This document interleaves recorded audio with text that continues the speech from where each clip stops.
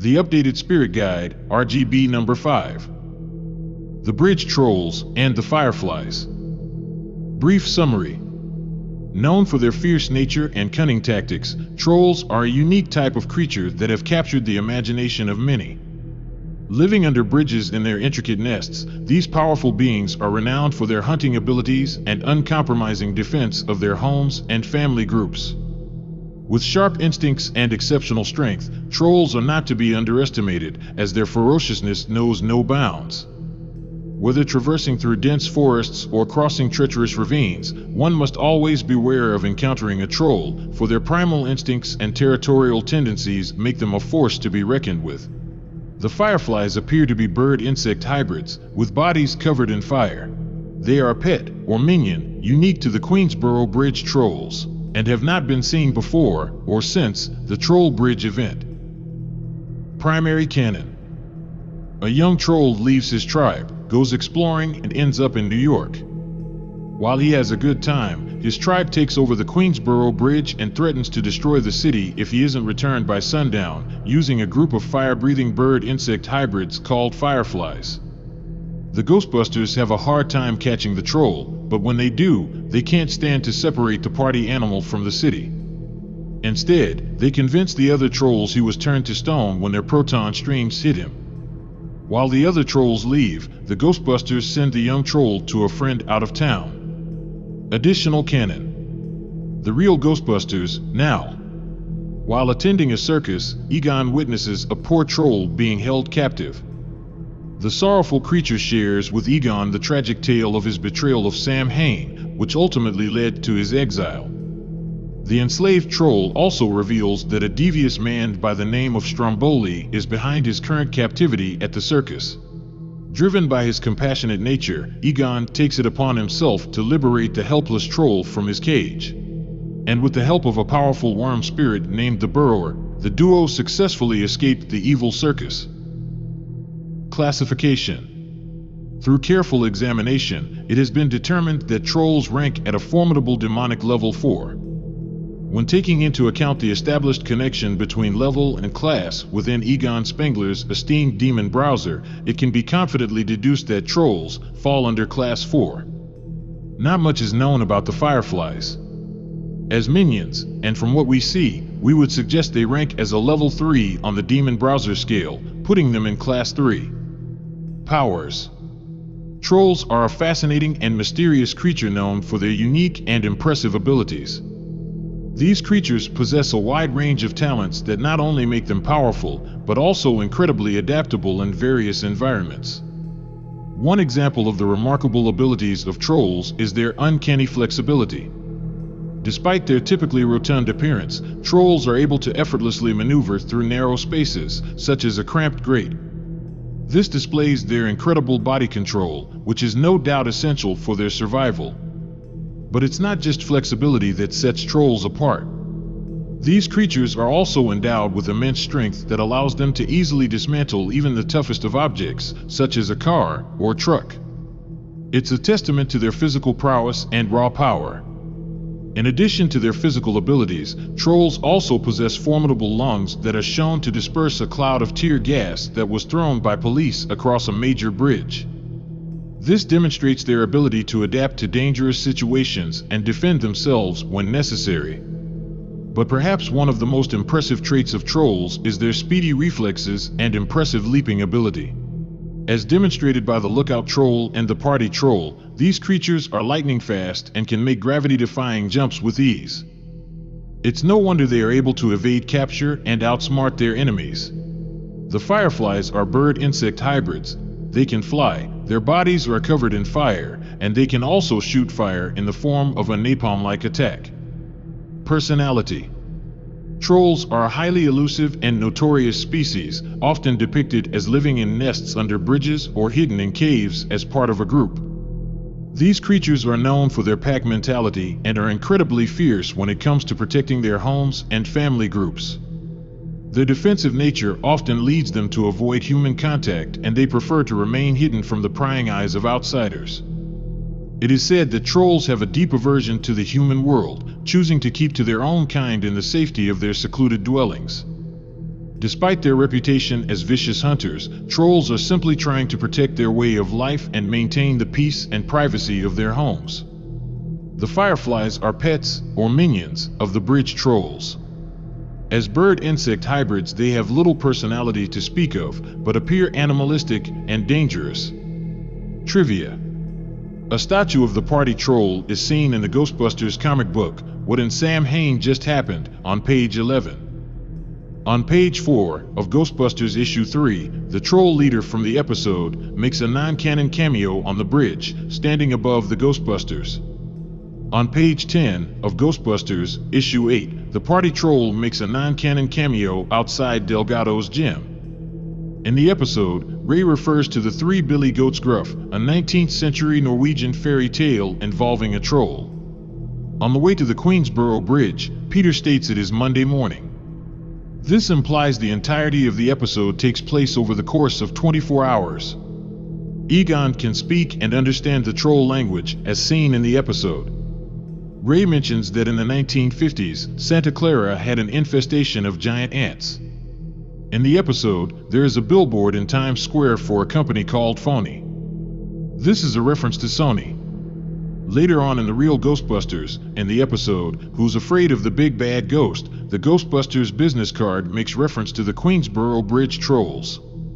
On page 11 of 35th Anniversary, the real Ghostbusters, Winston and Egon, are in their pajamas from the real Ghostbusters episode. Episode summary. As the episode begins, we find ourselves on the banks of New York's East River at night. Our view stretches over the river, revealing a mysterious figure swimming towards the shore.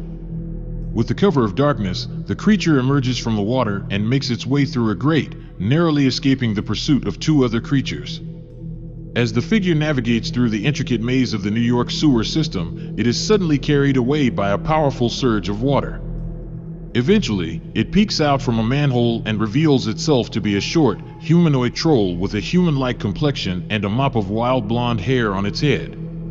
As he surveyed his surroundings from the sewer, he caught sight of a man gazing out from his house, as if his attention was drawn by some noise.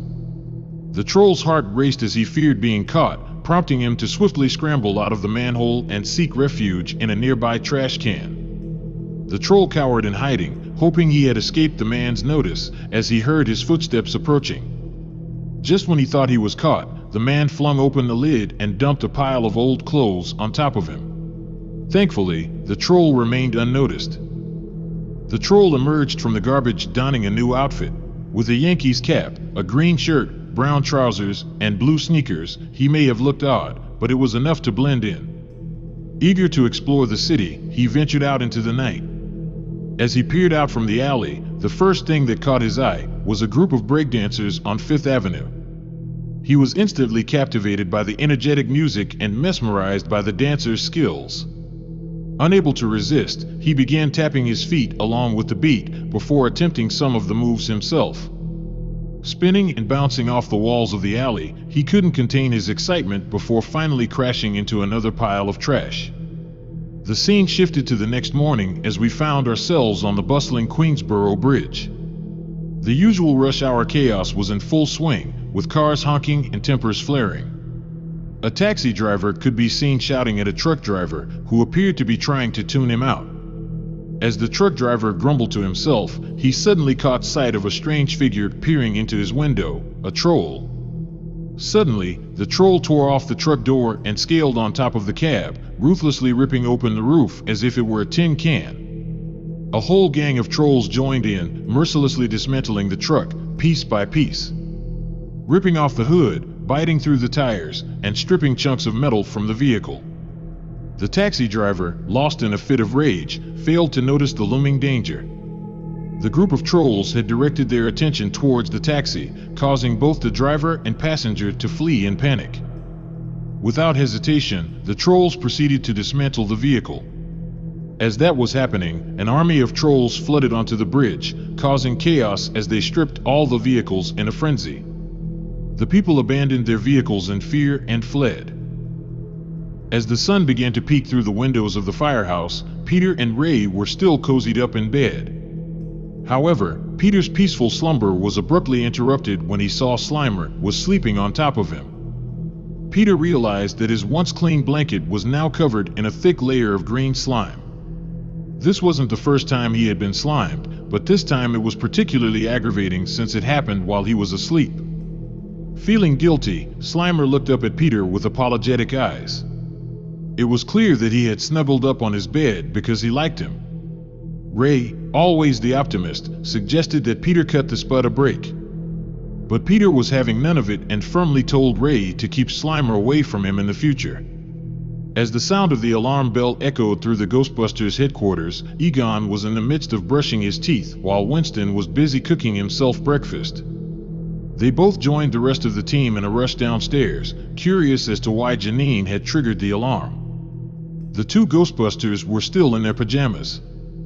Janine had been tuned into the news on TV, her eyes glued to the screen as a reporter at the Queensboro Bridge frantically reported on the chaos unfolding. Trolls had taken over the bridge and the reporter urgently called for the Ghostbusters' assistance. Without hesitation, the team sprang into action. Egon and Winston dragged on their jumpsuits and the team quickly jumped into the trusty Ecto-1. They activated the emergency lights as they sped out of the firehouse in the direction of the bridge. As they rushed to the bridge, Egon consulted Tobin's spirit guide in search of any information on trolls. However, he quickly realized that Tobin had not included much about trolls in the guide, as they were not considered to be spirits. The only information was that they were fabled dwarves, living in caves or under bridges. They don't trust humans, and they don't want anything to do with people or cities. Ray recounts a 19th century Norwegian fairy tale featuring a mean troll known as the Three Billy Goats Gruff. Peter dismisses it as just a children's story and laughs it off. However, Winston is taken aback by the idea of trolls and Egon wonders what their possible intentions could be. Peter continues to make light of the situation and refuses to believe that trolls could actually exist. As the scene unfolds at the bridge, a large presence of the New York police has formed at one end. The commanding officer sternly warns the trolls that this is their last chance to vacate the bridge. Failure to comply will result in the use of tear gas by the police. The trolls laugh at the warning and continue to hold their ground. The police take action, moving forward towards the massive makeshift base and deploying tear gas. In response, the trolls quickly climb up onto the base and, with a deep breath, retaliate by blowing the gas back towards the police. The arrival of the Ghostbusters incites a wave of cheers from the crowd.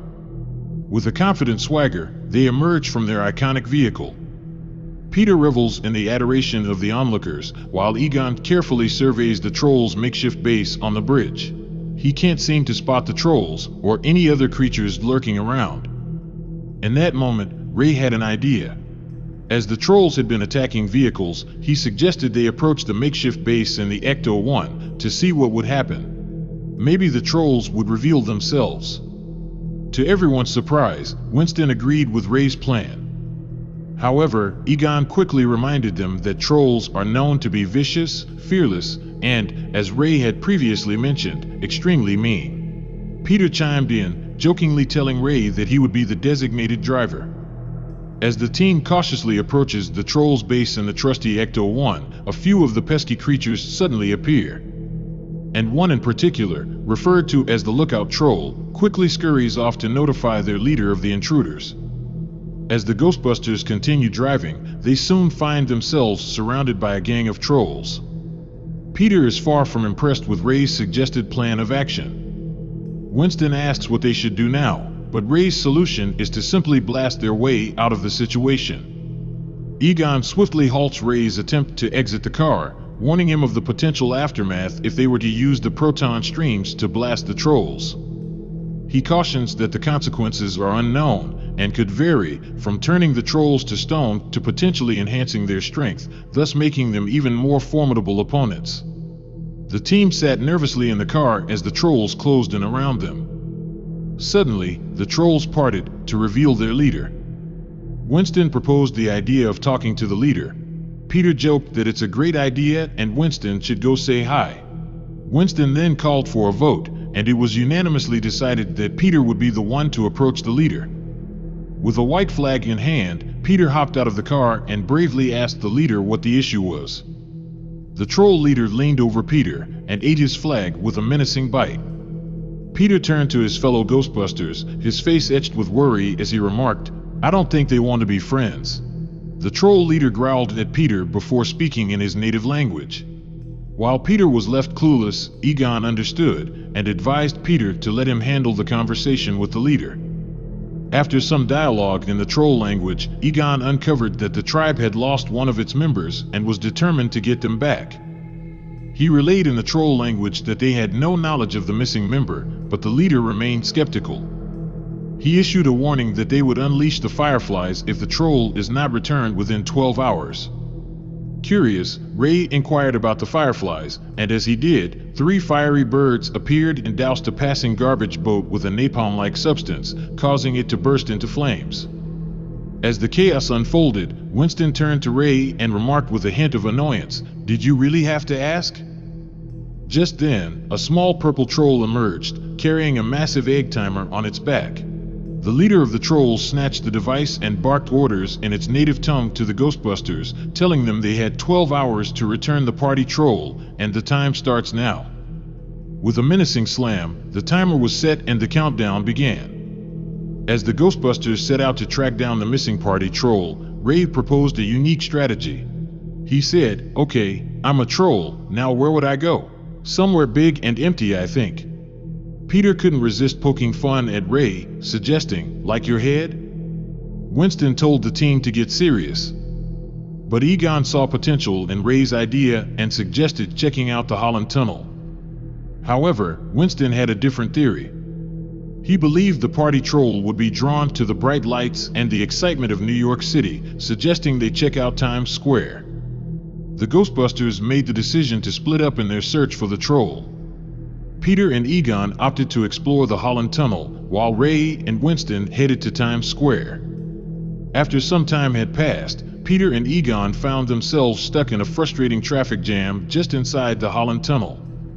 Growing impatient, they decided to take matters into their own hands and hopped out of their vehicle, determined to search for the troll on foot.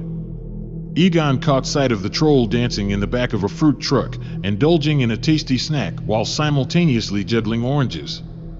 Reacting quickly, Peter called out for someone to intercept the mischievous creature. As they raced after the troll, Peter and Egon hopped onto the back of the fruit truck. But their efforts were futile, as the troll swiftly leapt into an ice cream truck that was speeding past. Despite their valiant efforts, the two couldn't keep up and the troll slipped away. Frustrated, Egon proposed relocating to New Jersey if they couldn't locate the elusive troll. As the sun beat down on Times Square, we spotted Winston and Ray strolling down the street. The temperature was rising, and Winston had the brilliant idea of getting some ice cream to beat the heat.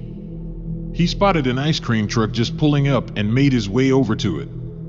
After ordering a refreshing strawberry whirl, just as he was handed his change, he realized it was the troll that had served him. He was about to call out when the troll quickly closed the window and sped off, leaving the pair in hot pursuit. Peter and Egon then arrived in Ecto 1 and continued the chase, but the troll managed to slip through the traffic and get away again. It had reached the 11th hour, and the Ghostbusters were no closer to capturing the elusive party troll. Egon and Ray, perched atop the Empire State Building, scanned the city with the building's telescopes. Suddenly, Egon caught sight of the troll dancing in a nearby alley. The team sprang into action, making their way down the building in a frantic rush to apprehend the troll. As they reached the alley, the troll had already vanished. Ray quickly deduced that the troll was likely drawn to the music that had been playing. The group scanned the surroundings and spotted the troll inside a nearby nightclub, dancing to the rhythm of the music. The crowd were amazed as the troll spun around and then did the moonwalk. The Ghostbusters moved in to capture him, but he skillfully evaded them and refused to go back to his family group. He only knew one word, and that was party. Peter said that he liked the little guy, but Ray reminded him that he was dealing with a troll. As they deliberated on their next course of action, a series of explosions rocked the area, catching their attention. They rushed outside to see the Fireflies zipping about above, shooting at buildings, causing fires and panic in the streets. The Ghostbusters jumped into action and tried to shoot at the Fireflies, but their proton streams had no effect on the birds. One of the creatures targeted Peter and the party troll. As it flew towards them, Peter grabbed the troll and jumped into a manhole. As the Firefly peered into the hole, a huge gush of water sprayed out, dousing its flames.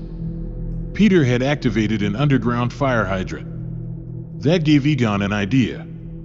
He aimed and fired at a water tower, catching the other Fireflies in a wave of water. The fireless birds then flew off to report what they had seen to their leader. With less than an hour left, the Ghostbusters see a lawn decoration store, and Peter has an idea. A short time later, the troll leader and a few other trolls arrive in the street and start to look around. They notice a battle in the lawn decoration store and run over to save their family member. It was too late though, and Peter had been forced to fire on the party troll, turning him to stone. The trolls were clearly upset, but they had the troll back and began leaving the city. It was all a trick though. Peter had paid the owner of the lawn decoration store to quickly chisel a crude statue of the party troll. The troll was fine, and Peter decided to send him to a friend out of town, where he could party whenever he wanted. And with that, the city was safe again, for now.